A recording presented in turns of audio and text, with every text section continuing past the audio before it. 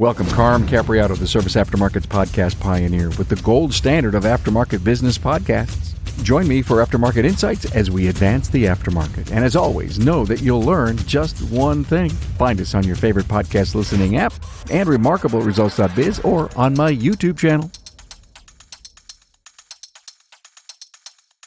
Hey everybody, Vision 2024. It's Carm Capriato in the Remarkable Results Radio Studio. This year sponsored by Napa Auto Care. There's the logo behind me. If you're not a Napa Auto Care Center, why not talk to your salesman? Good to have Napa Auto Care having us here this year. Rich Falco is with me. Hey, Rich. How you doing? ASE Master Technician, 29 or more years. More than that. We'll just leave it at that. All right, leave it there? Yeah. Okay, everybody, Rich Falco, 29 years and holding domestic Asian European vehicles, dealership level. God, you've done everything. Let me see. A CTI trainer? CTI trainer? You did Academy 194. It was the 1980s show. You remember? Oh, we did the 1980s right. show? Yes. Shared my long hair picture. Yeah. Oh, yeah. It was on the graphic. I love it. And in fact, Tracy, was that the picture of when I had me and Matt? Oh my God, we're down in the basement. We're looking for these. Oh, got to find something from the 80s. And I find this picture. And my wife and I are looking through these old boxes. And I say, who's that with our son? It was me. Go look up Town Hall Academy 194 and look at Rich and I's old picture from the 80s. And that was the whole objective. Let's talk about what was going on in automotive repair in the 80s. And let's show the pictures of what we look like. I had very little gray hair and my hair was more bouffante than it currently is. I thought I was going to be a rock star and I was way wrong. Yeah, you were. I was way off. Did you play guitar? Bass, yeah. Cool. Oh, I love the bass. I just think the bass is one of the best instruments in the world. Fun. I love just keeping that. The groove. I wish I knew how, but I admire the bass. So thank you. Oscar Gomez is here. You've seen him on the picture if you're watching on YouTube. Master Automotive Training at smartautotraining.com. Did I get that right? That's right. He's one of our industry's foremost bilingual trainers. Yeah. Luckily, my parents always made sure that we spoke to them in Spanish, and I learned the English side in school. And today actually comes into play very, very well because now I'm able to train in the automotive industry in Spanish and in English as well. Wow. Okay. I've been working my butt off on a declaration paper about a language change in our industry, okay? And I call it the rise of the mechanical and technology specialist. I want to change the names in the industry, okay? Go to my website on the downloads page and download your own copy of The Rise, and you'll hear a ton of episodes coming out on this. You've heard me and Matt Fonslow do an episode on this. And really, it was Matt Fonslow who was the impetus of this whole thing. And it wasn't because Matt knew that I wanted to do a very strong cultural name change in what we call ourselves in our industry and then have to lift the professionalism and have our customers look at us completely different on how we say what we say we do. And so Matt told me to watch this episode of the series, The Bear on Hulu. Okay, Rich, you've seen that. All right. Yeah. So think back. Rich and Matt are in the studio. This is all about you, my friend. I want to let you know this. You and Isaac. This whole thing is about you and Isaac. Okay. I'd seen that. You, Isaac, and Matt. Matt tells me to watch The Bear. This is the first time I'm sharing this. First episode. He says, watch The Bear. I said, why? He says, watch The Bear. And when Matt tells me 2 times in a row, I usually do it. Right. And I don't ask any more questions. And I try to figure out why he wanted me to watch this thing. So I'm 20 minutes into the first episode, Rich, and I go get a yellow pad and I start writing stuff down. And I start seeing things that reminded me of the unprofessionalism in our own industry. And they kept saying the word chef, chef, chef, chef, chef. And this whole place was unprofessional. It was a sandwich shop in Chicago run by Carmen Berzato, the Berzato family, okay, which is why I related to it so well. Carmi, hey, Carmi. And so I wrote down the word chef, Oscar, right now, chef, chef, chef, chef, chef. What's our word? T plus the Apex studio. You and Isaac are in there with Matt. I'm sitting on the 4th microphone, unqualified to talk at your level, but I wanted to be in there anyway. Tracy's doing the video stuff, right?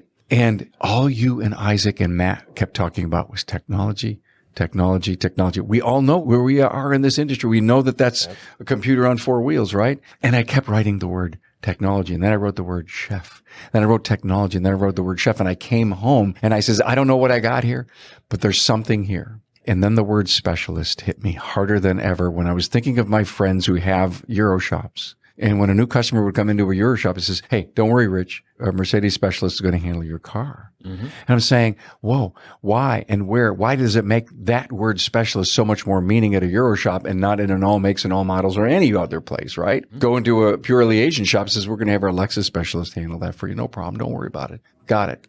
So I said, why should our DIAG guy, we tell a customer, our DIAG guy is going to, whatever DIAG, could be an acronym for all they know.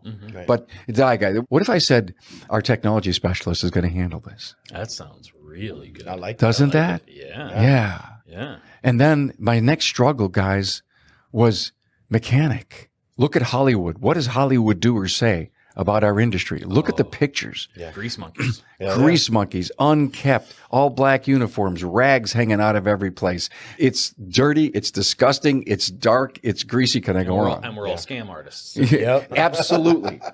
And so I kept saying, and I've learned my whole life, kinesthetic learners work with people come on the show and says, why'd you become a technician the way you are? I says, I've taken toasters and go-karts apart. I was doing all this stuff and I love doing this stuff with my hands. I'm so good at it. I close my eyes and I can do it. Yep. And they're so good at it because they're mechanical. I said, if we can get rid of the word mechanic and say mechanical specialist.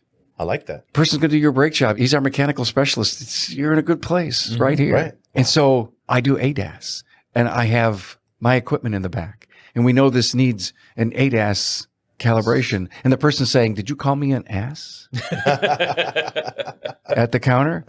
Okay, I accept it. I trust you. I've been coming here for a long time. They go and they type in ADAS, they think, or AS or something like that in their phone. Just don't do voice to text. Right? It's a whole different conversation. Very good, Rich.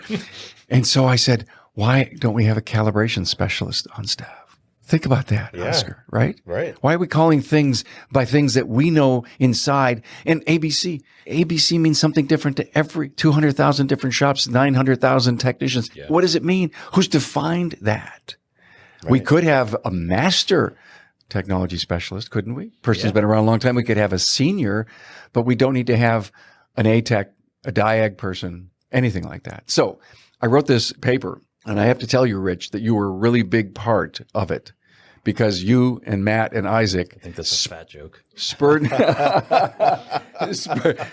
me on to this. Anyway, so good to have you here in the Vision Studio. I love talking to trainers. Just so love it. How do we stop the loss of our talent, guys, and engage the technicians that are currently in our industry for not leaving? Because I'm hearing about people leaving.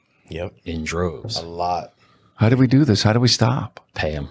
Yep. I mean, I hate to break it down just to that. And Matt has said this before. You take a high school kid who loves cars and he only needs to Google technician average pay once. And that's the end of the conversation. Okay, what pays more than $40,000 a year? And then he's off in another direction. Yep. And there's a lot of guys in this industry now that don't realize what else is out there. I do a lot of training for franchises and chains, and it's a lot of younger guys, newer guys in the industry. And when I put up a YouTube page, a Trained by Techs, or just last week, put up the Vision KC page, I said, guys, this is our Super Bowl of training. And they're like, I don't even... What's that? There's 30 guys in my class had no idea that this was going on. Who's the responsibility? Is it the tech's responsibility to do that research, or is it the owner to know? I mean, probably a little bit of both. Yeah. But I mean, also this industry, like how many people here at Vision? 3,000, 4,000? 3,000, maybe 3,300. Yeah. You know, 3,000, 4,000. How many techs are there in the country? Yeah. I mean, 1 million, close to 1 million? Could be, yeah. Yeah. I mean, this, as amazing as this event is, it should be 10 times bigger. Yep. Same people? Yeah. There's 1,200 new people, though. That's good. That's good. 1,200 new people from last year. I mean, some didn't come from last year, Yeah. but there's still new faces. That's good. That's amazing. It needs to be so much bigger. To me, it feels like we're a small traveling group because every event I've been to, it's the same people. And that is the case for all of the Facebook groups and diag.net and is a closed group and not intentionally. It's not like we're trying to keep the information from people. Right. I would love to have 1,000 people in a class. Well, maybe not 1,000 people in a class, but I would love to have as many people as possible come to training events and the word just doesn't get out there. Right. So it's... Right. And then I feel that they outweigh their reasons why not to do it higher than the reasons of why they should be coming. Who? The technicians saying? Now, listen, let's talk about work-life balance. Let's talk about family, home, soccer, mom, kids, divorce, abuse, all the stuff that goes on in this crazy life and world of ours. Right. Do we have too much baggage to try to fit training in? I think it's more about priority. I love that answer, by the way. Yeah, that's a good one. Yeah. If you prioritize the training over other stuff, you can get it done. I've sat with some students and I'll bring up the analogy of, I know you can sit at home and binge watch an entire Netflix series, but you won't take that time to watch a YouTube video, maybe an old TST video of Jim Morton or Mac Vandenbrink's old secondary ignition. I watch that almost daily. Wow. My wife always tells me, like, oh, I know who that is based off of the voice on the YouTube video. And I always bring up to my students as well. It's like, look, I have a family. I'm a travel trainer. I own a auto repair shop and an automotive training school, and I'm still able to attain training. So what's your excuse? And most of the time they just blank stares. And then at that point, I always tell them, you just decided to make up a reason why you can't go. Like, oh, trash is piling up at my house. I can't go to training. I got to clean up that trash. That door came off the hinge. I'm not going to leave my door off the hinge. I'm not going to go to training. I got to fix that door. So they use other methods of prioritizing other things versus the training, and then they complain about it later. And if I go to training and I come back, my boss is going to make more money on me. The dumbest thing I've ever heard. Yeah, I asked him that loaded question because I knew his answer. Yeah, tell the story. Please tell the story from the last episode. That came out super fast. Huh? I've had plenty of students. I had one just recently come in because he wanted a tour, kind of see what was going on. And I'm talking to him and he says, you know what, everything sounds great, but I don't think this is for me. Talk to me. Why do you think it's not for you? He says, because my boss doesn't deserve me make him more money. So I just sat there and stared at him with the blankest stare. And that's when I asked him, are you doing this for you or are you doing this for your boss? And he just stayed there quiet. And then he says, I never thought about that. Like, yeah, because if you're doing it for your boss, you're doing it for the wrong reason. Do it for yourself, because if you do it for you, whether you work for that person or not, that value goes with you and you become more valuable, not your boss. Again, with some of the classes I've been doing recently with newer guys, they're like, well, I'm here at this company now and that's where I'm going to be. Yeah. And I show them the YouTube videos of the training events and I'm like, there's a whole nother world. Listen, I would love for you to succeed and excel in this company, but there's an entire industry out there with a million different ways you can go. And some of them just don't know. The cool thing about what you said, Oscar, is if you could take what you keep in your brain and all that you learn and then strap yourself to your toolbox and have somebody roll it out, the tools and you go, the tools and you go. Yep. And whatever you decide to put up in that cranium or have on that journal that you wrote, Yep. or encased in the knowledge in your tools, you'll always have that. Absolutely. And if somebody decides to pay you more money or give you a better benefit program or give you a stronger career path, then that's where you want to take your toolbox. Right. Mm-hmm. Exactly. I have been hearing just one thing since the 80s. When my first automotive instructor said, you get a chance to take a class, a parts store has an after school, you go. If you learn just one thing, it was worth it. Yeah, absolutely. And I have followed that since then. Just one thing. I know. Just one thing. Yeah. Yep. I mean, it's the theme of our podcast, I know. of course. Thank you. I smile every time I hear it. Reminds me of my first instructor, who was my dad. Thank you. Salute over the East Coast when you're out there. Just do that. Thank you. So what do we say to shop owners who are unwilling to pay for training? Guys won't go to training. What do we say to them? I had a shop for 15 years. When they were hired, we do training. That was it. We do training. I'm going to pay you for it, but it's mandatory. And it's not 4 nights a week. I wasn't going to run them into the ground, but that was part of the job. Yeah. And they probably continue to go to education. They saw the value in it. Yeah. They came back from MEA and whatever I sent them to, and oh man, that Dave Scaler is amazing, and this is what I learned. And the next day, they're looking at a scan tool or whatever and figuring something out, and they saw value in it. If you went to Apex 2023, then you realize the incredible commitment that Apex has to the service professional shop owner, technician, and service advisor. Joe's Garage is your place to hang out with 10 working bays and real live working conditions. Also, the best tech companies, from tools and repair to management software, had their latest and greatest on display and demonstrated for you. You also attended technical and business management training with the industry's best and brightest trainers, coaches, and teachers. Work is underway to make next year's Apex 2024 have even more product demos, trending training, marketing, and social media support to help you grow your career sales and profits. Remember, if you earn your living in the service aftermarket, then Apex is the expo for you. Continue listening, and we'll bring you the latest from Apex 2024. Save the date, November 5th through the 7th, 2024.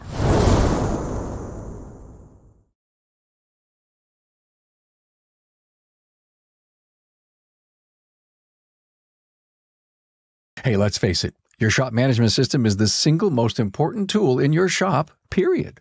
NapaTrax has made selecting the right shop management system easy by offering the industry's best, most comprehensive SMS. Now, it all starts when a local representative meets with you to learn about your business and how you need to run it. After all, it's your shop, so it's your choice, and having local representation is a huge plus. Customizing tracks to your business, whether you're a one-person shop or a large multi-bay or multi-location company, a representative consults with you to help optimize your shop's workflow, efficiency, and profitability.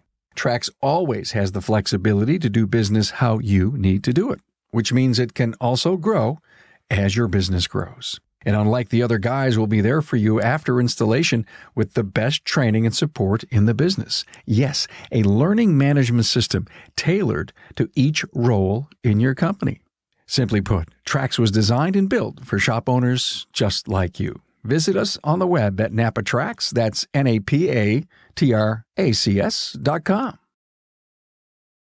So last night I asked a couple of trainers, how do we assess the value of training once someone comes back from a class? Now, there's pre and post. I get this, and you could do LMS stuff. You could do tests and all that. I get all that, and could be a level of complication or whatever. But you know what they told me? They said, done a case study on people coming back from training, and we've seen productivity rise anywhere from 40 to 100%. Wow. Makes sense. See, without any case study, you say it makes sense. Can you imagine if through round robin and different courses that people all go to, and you keep a training resume and they all have this thing, and you're saying, my shop will never be able to tackle all the new technology coming at us like a freight train, right? If we don't do something about it. And if the smartphone or YouTube, it can't always be. Talk to the top people. It may be an occasional tool to use, but not an always tool to use. Right. So if you're getting trained and you say, oh, I just learned this the other day, or remember that, let me go look it up on my notes. Yep. And, oh, let me try this. I never heard of it. I learned that in class. I was talking to a person on network. Don't you just think the productivity will go up? Absolutely. I asked a coach this morning, you guys measuring this stuff? If you're committed to post-technical technician training, and I love Greg Bunch to death, but he says, no, we're not. And I think I got him to think about that a little bit. Yeah. And I'm just saying, if there's productivity numbers that come out of computer systems or some kind of KPI design, why not go back and say, go have your boss run your productivity numbers from 4 months ago and the next 3. Yeah. Because we want to prove to him that you got to keep coming. You got to keep going. You got to keep learning. Mm-hmm. Yep. Did you ever say at the end of a class, raise your hand if you didn't get anything out of this? I have, yeah. I haven't. You don't want to know. I'm going to try that one tomorrow. Hands up if you learned just one thing. That's a good, Yeah. yeah. Right? Yep. Yeah. Yep. Hands up if you learned 2 things. The point is, as trainer, you may almost want to pass the money along with that question. Mm-hmm. You know what I mean by that? Yeah. See where the value is coming from. Yeah. Yeah. And if at the end somebody learned, wow, you're now a PhD. I learned 10 things. Mm-hmm. Isn't that great? If nobody raised their hand, they learned just one thing, says, I got to go rewrite this. Yeah. Yeah. We lost a great cheerleader for that with Anthony Williams. Oh, God. Because when we were working together and developing classes, and I would write questions, and he would look at that and go, that question is crap. And I'm like, why? You're not getting any valuable information. That is a question that is not telling anyone if they actually learned anything. To this day, think of him anytime I'm trying to evaluate, have these students learn this concept or ideas, asking the right questions. Open-ended questions would be the best. That way you get them talking. Yeah. Yeah. You just ask a yes or no and you get a 50-50 answer. Oh, yeah. You don't get any value out of that. Yeah. Or the basic questions. Did you like it? Yeah. Oh, yeah. And so what value does that bring? My favorite is the guy who sits in the class the entire time with a frown on his face, just shaking his head. He'll put his hands up like, this is a waste of time. Yeah. And then I get that survey that's all 5s. Yeah. Or all 5 stars. And you're like, dude, what? I know you hated this. I watched your face the whole time you hated this class. This whole class was for you. Yeah. I ignored the guys cheering for me because you sat there with a puss in your face the whole time. I was like, I'm going to break this guy and get him to accept it. And Okay, so you ask him to come up and do 10 minutes? oh, I should. Right. I should. Think about that. Yeah. Think about that. Hey, I see you're enjoying this class so much, right? I got a couple great slides I think you can do really well for me. Oh, man. I'm not trying to be an ass or be facetious, but the point of it is sometimes us with attitudes need to have the shit shocked out of us every once in a while. Or shall I call it humbled? Yes. Yeah. Yeah. Yeah. Why not? Come on, stretch, baby. I was never so humbled as teaching. I thought I was pretty good till I started teaching. And then you realize, oh, I need to know this better to explain it to somebody else. Yep. So I can honestly say I'm twice the technician now being a teacher that I was when I owned the shop. That's 100% true. Always tweaking, huh? Yeah. You ever given the same seminar twice? Oh, No. tons. Really? Yeah. Same Oh, you identical. mean exact? Yeah, exactly the same. No. Same. Yeah. No. It Never. changes. It always changes, right? Always. Yeah. Always. Yep. Yeah. Look, you're probably reacting to the crowd too. Yeah. I've done the same class 4 nights in a row, and it's never been the same class or the same crowd. Yep. Which class are we getting from Rich? Which Oscar's going to show up?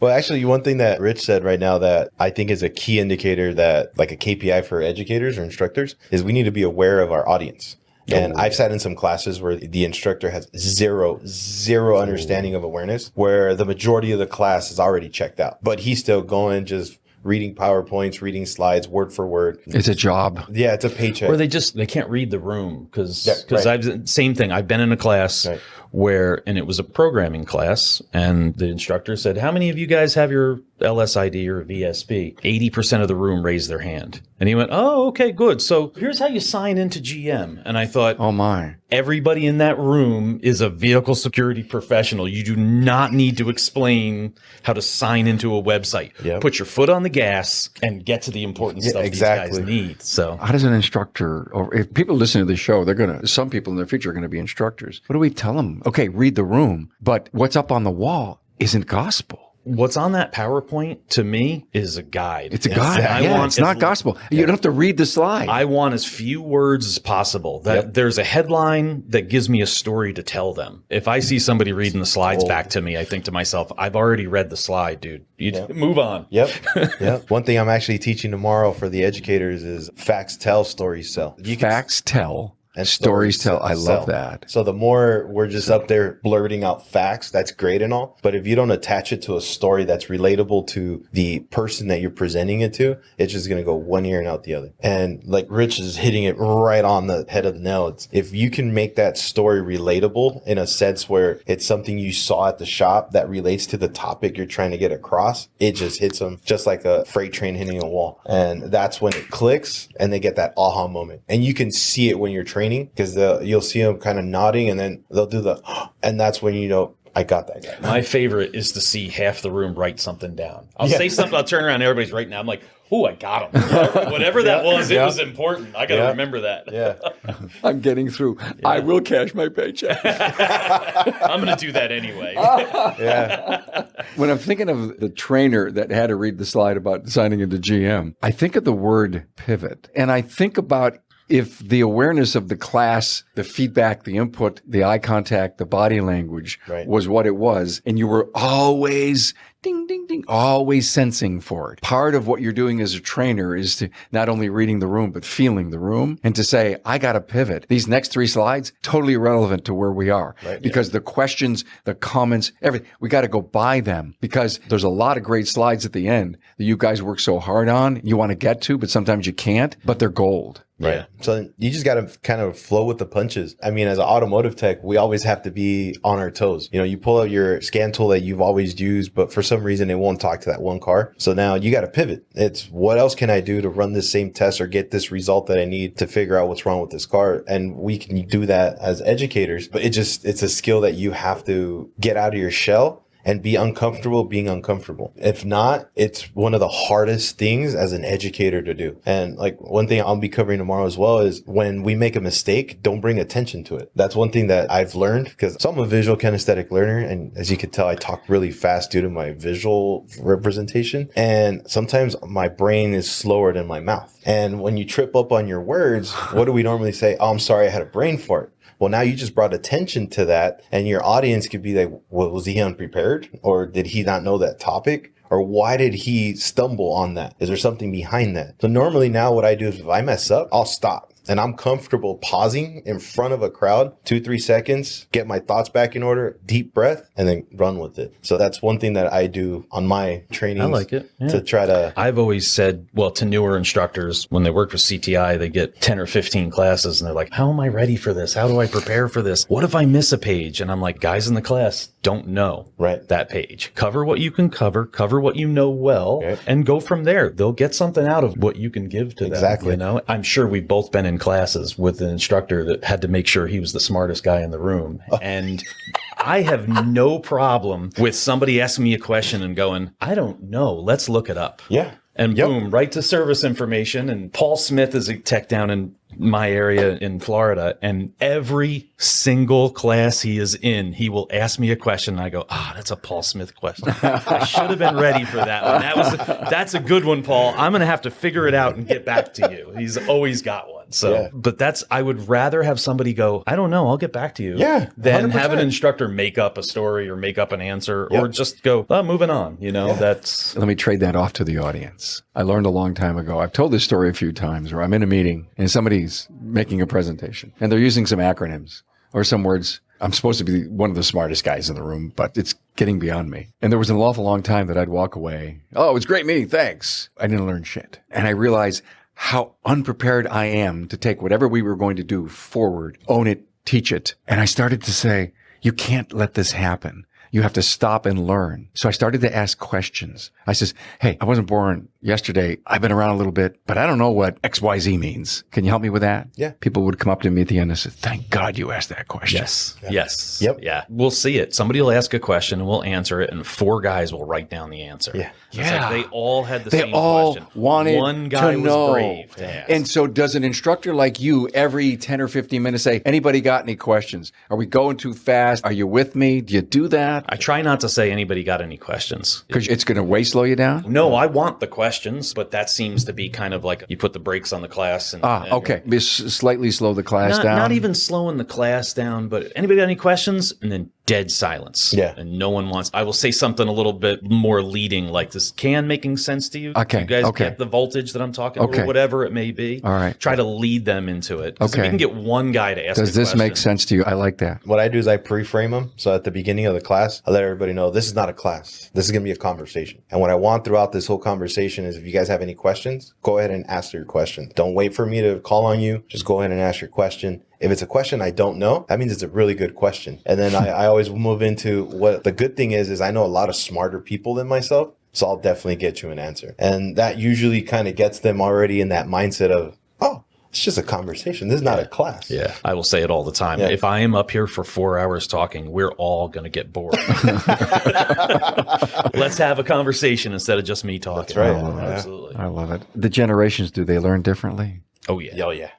Well, you jumped on that right away. Oh, yeah.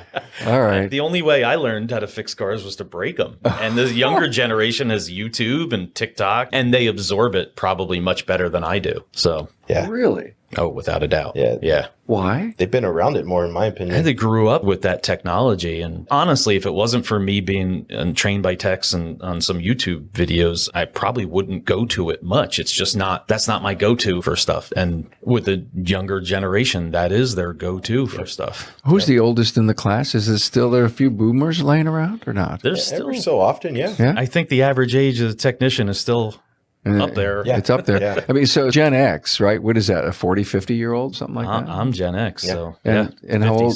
You're in the 50s, all right. And there's got to be a ton of them here. I mean, but frankly, I have to tell you, I see a lot of young people here. There are, yeah. Aren't there? Yep. Yeah. It's good to see. Isn't it amazing? Yeah. And think about all of our great young trainers that are coming up. Yeah. Yeah. There's a lot of good ones. And think about you being a mentor to them, Rich. I love it. Yeah. It's awesome. I love new blood in this industry. Anytime I hear somebody say, yeah, you got to pay your dues, I'm like, if that guy can do it better, let him go do it. Yeah. Yep. You don't have to pay your dues. If I can do it better, I'm going to do it. Yep. Do you have an Oscar Gomez fan club? I don't. It would be the OG fan The club. OG I like fan that. club. Yeah, I like that. Is there a Rich Falco fan club? No, there's a Chrissy Falco fan. I was gonna say. I'm not even the top 3 Falcos in my own house. Oh, man. Oh my God, Tracy met your wife. I think it was at ASTE last year, and she just fell in love with her. Yep, She is so she's- cool. Yep, she's awesome. Does she make spaghetti? Yeah, Yeah. yeah. Is she yeah. Italian? No. No. Did you teach but her My anything? mom taught her how to make sauce. So we're good. We're fine. I have a story I won't talk over right now about that.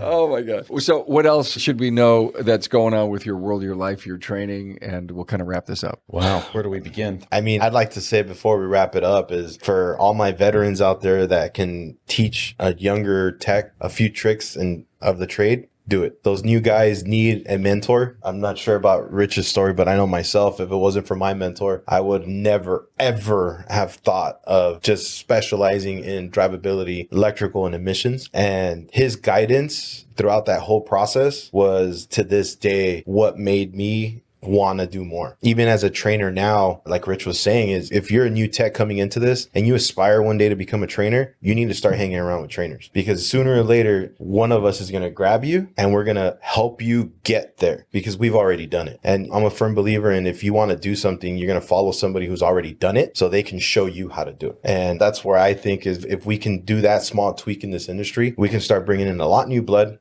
And we can start making a lot better changes simply by having that good mentorship, or mentorship for instructorship, or mentorship for diagnostician, whatever it is. We can definitely do it as long as we can all come together and actually start providing help to that young crowd, not do what we normally do, which is roughhouse them and want to make them quit. Right? I think that whatever generation you want to call it, but I think that generation is starting to gray out. Because my first couple of years in this industry were rough with whatever you want to call it, hazing or whatever. Yep, and that just, I don't see that. They did it to me, happening. so I'm going to do it to you. Oh yeah, Yeah. it was. You're going to learn the hard way, and we're going to fight you every step of the way. Yeah. And it's probably why I have that problem with that pay your dues mentality. Yeah. Sorry, no. If you know a better way, show me so we can all learn it. Exactly. You know? Exactly. And your mentor was pretty, I don't want to say the word rough, but there was no gray area. No, I still remember when I walked in, when I passed my A6, I showed it to him. I was expecting some like, hell yeah. He's just straight face, sitting in his chair. He had a book in his hand, looks up and says,